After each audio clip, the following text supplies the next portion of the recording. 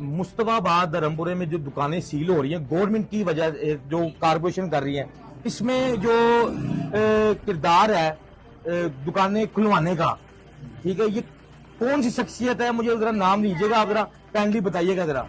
देखिए हमें क्या पता ये कौन ऑर्डर कर रहा है कौन नहीं कर रहा, हमें तो नहीं, गवर्नमेंट कर रही है ना, जो मतलब गवर्नमेंत सील कर रही है दुकानें ताजरों की। है लोगों की रेडियां बाहर से उठा के ले जाते हैं, ठीक है, ताले लगे हुए तोड़ के ले जाते हैं।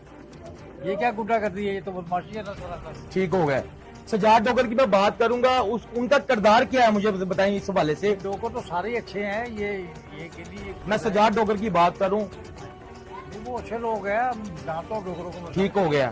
तो मैंने सुना है कि वो दुकानें, जितने लोगों की दुकानें सील हुई थी गवर्नमेंट की तरफ से, उन्होंने वो खुलवाई भी हैं। हाँ खुलवाई है, वो अच्छा काम कर रहे हैं, अच्छा काम कर रहे हैं, ठीक हो गया। ये कहने का ये, लेकिन ये जो गवर्नमेंट कर रही है वो गरीबों का ये आपका शिकवा गवर्नमेंट से है, बहुत मुश्किल है बहुत। जी ठीक हो गया जी गाइस, बहुत बहुत शुक्रिया सर, आपने हमें टाइम दिया।